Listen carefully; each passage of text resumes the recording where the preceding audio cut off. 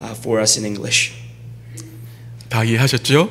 네, 감사합니다. 혹시 사람을 찾습니다. 당신이 그 사람입니다라는 광고를 들어보신 기억이 있으신지요? 좀 더 정확한 문구를 설명드리면 이렇습니다. 사람을 찾습니다.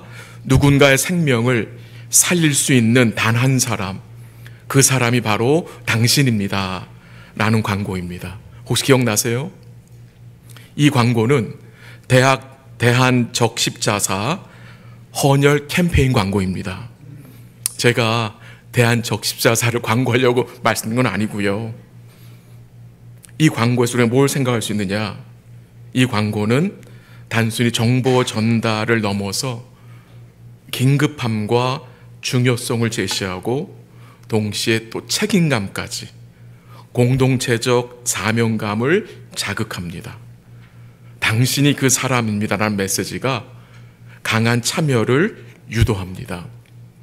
왜 오늘 설교를 대한적십자사 헌혈 캠페인 광고 메시지로 시작하는지 아마 성도님 좀 의아하게 생각할 수 있을 것 같은데 설교를 듣다 보면 충분히 이해가 되시리라 생각이 됩니다.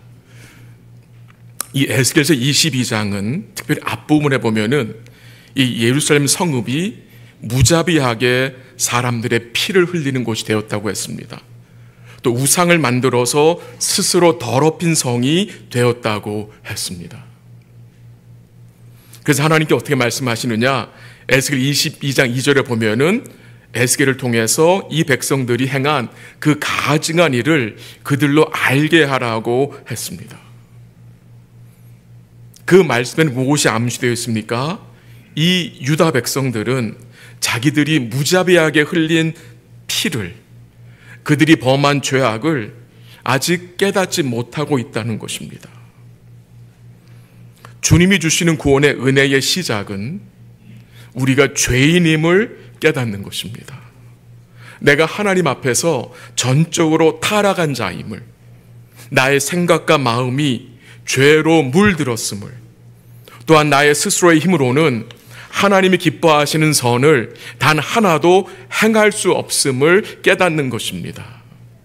지금 하나님이 에스겔 선지자를 통하여서 계속해서 강조하는 것은 이 유다 백성들의 죄악을 깨닫게 하심으로 이들이 죄인인 것을 인정하게 하시는 것입니다.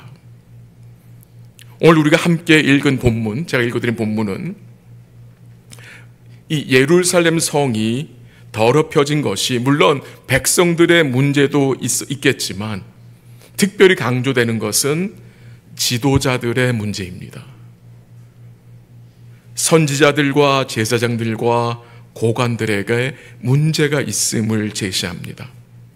엄밀히 말하면 선지자와 제사장과 고관들이 죄악에 물들어 있었기에 온 백성들, 모든 계층들이 다 죄악을 범하고 있는 것으로 이해해도 좋겠습니다. 그래서 24절에 보면은 이 땅은 정결함을 얻지 못하였다고 하고 진노의 날에 비를 얻지 못한 땅이 되었다고 증거합니다. 하나님의 언약에 순종할 때 하나님은 이른 비와 늦은 비를 주신다고 약속하셨는데 이 땅에 비가 오지 않는다는 것은 이 백성들이 하나님과 그의 언약을 배반하였음을 말해주는 것입니다. 먼저 하나님이 선지자들의 죄악을 말씀하십니다. 우리 한번 25절 읽겠습니다. 25절 시작. 그 가운데에서 선지자들의 반역함이 우는 사자가 음식물을 움킴 같았도다. 그들이 사람의 영혼을 삼켰으며 재산과 보물을 탈취하며 과부를 그 가운데 많게 하였으며. 하나님이 에스겔을 통해서 선지자들의 죄악을 말씀하십니다. 선지자들이 반역하였음을 증거하십니다. 그들이 사람의 영혼을 삼켰다고 하고 백성들의 재산과 보물을 탈취했다고 하고 과부를 그 가운데 많이 있게 했다고 했습니다. 이 선지자들이 하나님의 말씀을 바로 선포하지 않으므로 백성들의 영혼을 죽게 만들었고 세상 재물을 탈취하게 했다고 했습니다. 그들 중에 과부가 많게 하였다는 말씀은 선지자들이 하나님의 말씀 바로 선포하지 않았기 때문에 사람들이 자기들 마음대로 행함으로 많은 남자들이 죽임을 당하였다는 것입니다. 계속 28절 한번 읽어보겠습니다. 28절 시작. 그 선지자들이 그들을 위하여 회를 치라고 스스로 허탄한 이상을 보며 거짓 복수를 행하며 여호와가 말하지 아니하였어도 주 여호와께서 이같이 말씀하셨느니라 하였으니. 뭐가 증거됩니까? 이 선지자들이 회를 치라고 허탄한 이상을 보며 거짓 복수를 행하였다. 이 선지자들이 점쟁이 노릇을 한 것입니다. 점쟁이. 다음은 제사장에 대해서 한번 살펴볼게요. 제사장 26절 한번 가보겠습니다. 26절 시작. 그 제사장들은 내 율법을 범하였으며 나의 성물을 더럽혔으며 거룩함과 속된 것을 구별하지 아니하였으며 부정함과 정한 것을 사람이 구별하게 하지 아니하였으며 그의 눈을 가리어 나의 안식일을 보지 아니하였으므로 내가 그들 가운데서 더럽힘을 받았느니라. 이 제사장들이 하나님의 율법을 범하였다고 합니다. 제사장들이 하나님의 율법을 멸시하였다고 합니다. 나의 성물을 더럽혔다고 합니다. 하나님의 성전을 도둑의 구렬로 만들었다는 것입니다. 또한 이 제사장들은 거룩함과 속된 것을 구별하지 않았다고 합니다. 사람들로 부정함과 정한 것을 구별하지 못하게 했다는 것입니다. 즉 세상과 구별됨이 없이 세상과 하나가 되어 세상의 원리와 가치관을 쫓아 살았다는 말입니다. 또한 그들이 눈을 가리어서 안식을 보지 아니하였다고 했습니다. 무슨 말입니까? 그들이 하나님을 예배하지 않았다는 말입니다. 이 제사장들이 하나님을 예배하지 않았다는, 안식일을 무시했다는 것입니다. 오늘말로 바꿔서 말한다면 이 제사장들이 주일 예배를 무시했다는 말입니다. 예배를 무시하는 것은 곧 누구를 무시하는 것입니까? 우리 하나님과 그가 이루신 구원을 무시하는 것입니다. 세상과 교회는 반드시 구분이 되어야 합니다. 믿는 성도들과 믿지 않는 자들 사이에 첫 번째 구분은 예배로 시작이 됩니다. 하나님을 신실하게 예배해야 세상의 방법대로 살고자 하는 그 죄된 마음을 누를 수 있습니다. 우리는 은혜라는 미명하에 이 거룩함과 속됨의 구별을 포기해서는 안 됩니다. 예배를 포기해서는 안 된다는 말입니다. 다음은 나라의 고관들을 생각했습니다. 27절입니다. 27절 같이 읽습니다. 시작. 그 가운데 그 고관들은 음식물을 삼키는 일이 같아서 불의한 이익을 얻으려고 피를 흘려 영혼을 멸하거늘. 그 나라의 지도자들, 왕들, 정치인들, 이 고관들 어떻게 했습니까? 음식물을 삼키는 일이 같다라고 증거하고 불의한 이익을 얻으려고 사람을 죽이기까지 했다고 했습니다. 그런 고관들을 향하여서 선지자들은 회개를 촉구한 것이 아니라 회를 치러줬다는 말입니다. 그 고관들의 죄악을 감추어 주었고 거짓된 말로 그들을 포장해 주었다는 말입니다. 이런 지도자 밑에 있는 백성들이 어떠했다고 합니까? 한번 읽겠습니다. 29절 한번 확인해 보죠. 29절 시작. 이 땅 백성은 포악하고 강탈을 임삼고 가난하고 궁핍한 자를 압제하고 나그네를 부당하게 학대하였으므로. 네. 지금 에스겔 선지자는 선지자와 제사장과 고관들의 죄를 언급하면서 또 그 나라의 백성들의 죄악을 언급합니다. 아주 자세하게 백성들의 죄악을 언급합니다. 선지자들, 제사장들과 고관들, 그리고 백성들 모두가 총체적으로 부패하였음을 증거합니다. 범죄한 백성들은 하나님께서 무엇을 기뻐하시고 원하시는지에 관심이 없습니다. 그들은 오로지 어떻게 하면 우상을 섬겨서라도 복을 받을 수 있을까에 모든 관심이 쏠려 있는 것입니다. 그것이 바로 여호와를 잊었다는 증거이며 그 결과 예루살렘 성읍은 어떻게 된 겁니까?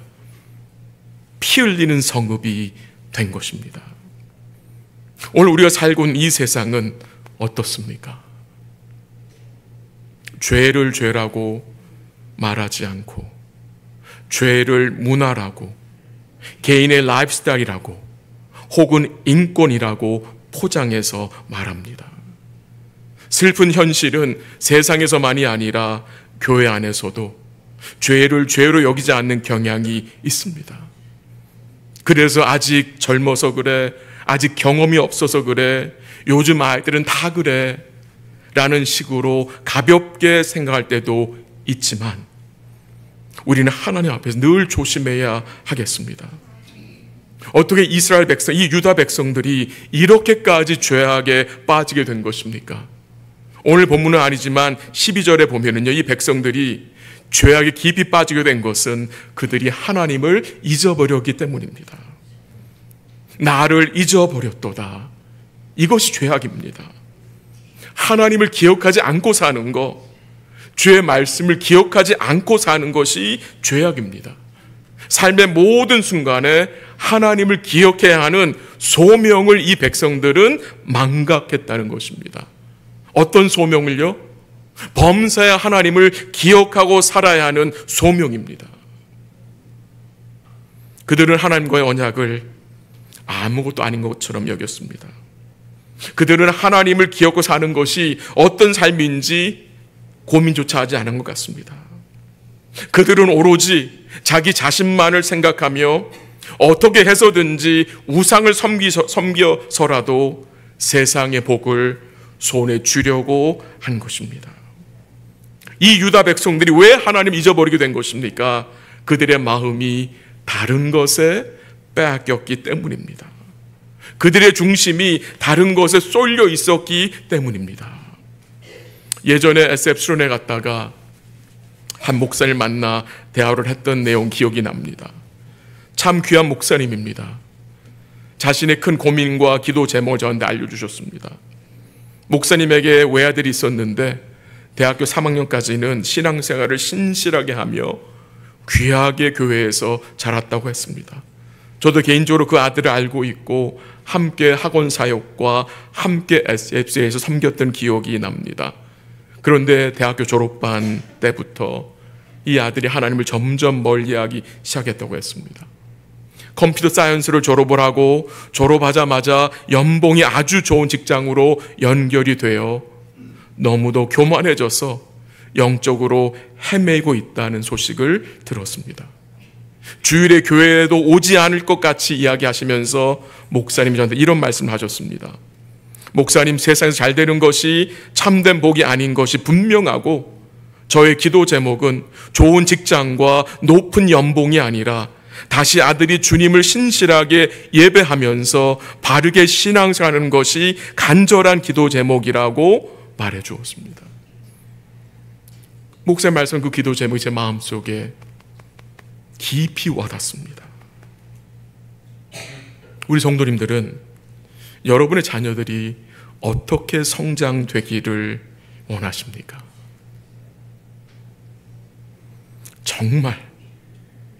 정말 하나님 앞에서 신실한 믿음의 자녀로 성장되기를 소망하고 기도하십니까? 아니면 어떻게 해서든지 세상에서 출세하고 세상에 잘 풀리기만 원하십니까? 저도 부모이지만 우리 부모님들의 책임이 아주 크다는 것을 잊지 말아야 합니다. 우리 자녀들에게 어릴 때부터 이 복음의 가치관을 심어 주어야 합니다. 자녀들 마음속에 예배의 가치관이 바로 서 있어야 합니다. 그래야 영적인 우선순위가 바로 서 있을 수 있고 삶의 질서가 잡히게 됩니다.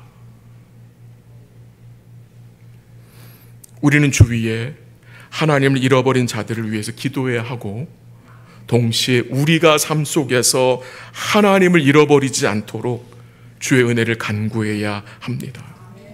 주를 기억해야 하는 소명을 받았다는 그 사실을 우리는 깊이 인식해야 한다는 것입니다.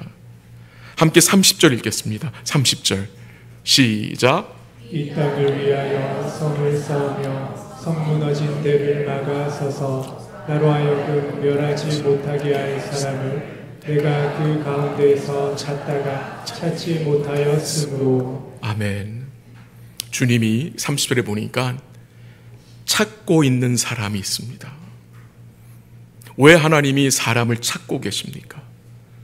하나님이 무엇을 원하셔서 사람을 찾으신 것입니까? 이 성이 무너지지 않게 하시기 위함입니다. 여기서 우리는 우리 하나님의 마음이 어디에 있는지를 깨닫게 됩니다. 주님은 이 무너진 성을 쌓을 수 있는 자, 그리고 그 무너진 데를 막아서서 멸하지 못하게 할 중보자를 찾으셨습니다. 여기서 우리는 하나님의 본심을 다시 한번 확인하게 되는데, 우리 하나님은 심판과 징계보다 회복과 중보를 원하심을 보게 됩니다. 그런데 문제가 무엇입니까? 선지자 중에, 제사장 중에, 고관들 중에, 백성들 중에 하나님이 찾는 그 중보자는 단 하나도 없었다는 것입니다. 찾고 찾으셨지만 단 하나도 없었다고 합니다. 이것이 하나님의 슬픔이며 또한 이것이 징계의 이유가 되는 것입니다. 모세가 생각이 났습니다. 이스라엘 백성들이 광야에서 범죄하여 하나님께서 그들을 진멸하려고 하셨을 때에 모세처럼 자신의 생명을 걸고 막아선 사람, 그 중보자가 없었다는 말씀입니다. 소돔과 고모라를 멸하시기 전 하나님 뭘 말씀하셨습니까? 의인 10명이 없으므로 심판을 내리시겠다고 하셨습니다. 놀라운 사실은 에스겔 16장 46절에 보면은 에스겔 선지자는 이 남유다를 소돔으로 불렀습니다. 그렇게 악하다는 말입니다. 한번 우리 예레미야 5장 1절 읽겠습니다. 예레미야 5장 1절 다 같이 시작. 너희는 예루살렘 거리로 빨리 다니며 그 넓은 거리에서 찾아보고 알라. 너희가 만일 정의를 행하며 진리를 구하는 자를 한 사람이라도 찾으면 내가 이 성읍을 용서하리라. 아멘. 하나님이 누구를 찾으셨습니까? 정의를 행하고 진리를 구하는 자 한 사람을 찾으면 내가 이 성읍을 어떻게 하시겠다고요? 용서하리라. 근데 그 한 사람이 이 성읍 중에 없었던 것입니다. 하나님은 의로운 중보자를 찾으셨는데 없던 것입니다. 그래도 하나님이 아브라함과 다윗과 맺은 그 언약을, 그 구원 계획을 모두 철회하셨습니까? 철회하지 않으셨습니다. 한 사람의 중보자가 없다고 하여 하나님이 세우신 그 구원 계획을 하나님이 중단하셨습니까? 아니요, 중단하지 않으셨습니다. 결국 하나님 어떻게 하셨습니까? 죄를 알지도 못하는 자로 우리를 대신하여 죄로 삼으심으로 우리를 구원하셨다는 것입니다. 하나님은 그의 아들을 중보자로 보내시고 그의 아들을 우리를 대신해 십자가에 내어주심으로 우리를 구원하신 것입니다. 한번 확인하겠습니다. 고린도후서 5장 21절 한번 같이 읽겠습니다. 시작. 하나님이 죄를 알지도 못하신 이를 우리를 대신하여 죄로 삼으신 것은 우리로 하여금 그 안에서 하나님의 의가 되게 하려 하심이라. 아멘. 죄를 알지도 못하신 이 예수를 우리를 대신하여 죄로 삼으신 것은 우리로 하여금 그 안에서, 그리스도 안에서 하나님의 의가 되게 하려 하심이라고 했습니다. 그 온전하신 구속자, 그 온전하신 중보자 예수님으로 인하여서 여러분과 저는 심판에서 생명으로 옮겨진 것입니다. 디모데전서 2장 5절 한번 읽겠습니다. 디모데전서 2장 5절 시작. 하나님은 한 분이시요 또 하나님과 사람 사이의 중보자도 한 분이시니 곧 사람이신 그리스도 예수라. 아멘. 이 그리스도 예수를 기억하고 사는 것이 믿음입니다. 그게 믿음입니다. 놀랍고 감사한 사실은 우리를 위해서 항상 살아서 간구하시는 영원한 중보자가 계시다는 것입니다. 우리를 구원하신, 우리를 대신하여서 온전한 대속의 은혜를 주신 주님이 우리의 영원한 중보자가 되시는데 우리가 주님의 기도 속에 포함되어 있다는 것입니다. 우리의 모든 삶이 주님의 중보 가운데 있다는 것입니다. 온전하신 구원자, 온전하신 중보자이신 주님의 기도가 오늘 여러분과 저에게 무엇을 영원히 보장해 줍니까? 그의 대속과 그의 중보가 오늘 우리에게 무엇을 영원토록 보장해 주는지 여러분 반드시 기억하셔야 한다는 것입니다. 말씀을 정리합니다. 하나님의 심판을 피하는 길은 오직 예수님 뿐입니다. 오늘 우리가 살고 있는 이 땅 역시 소돔과 고모라 같은 곳입니다. 아니, 소돔과 고모라보다 더 악한 상황인 것 같습니다. 이런 세상 속에서 우리 사랑하는 성도들과 자녀들이 하나님을 잊지 않고 살 수 있도록 주의 은혜를 간구하기 바랍니다. 이제는 그 예루살렘만이 아니라 이 땅 전체가 피 흘리는 성읍이 되었습니다. 이 세상에서 주의 보혈을 증거하는 거룩한 교회와 세대가 되기를 주의 이름으로 기도합니다.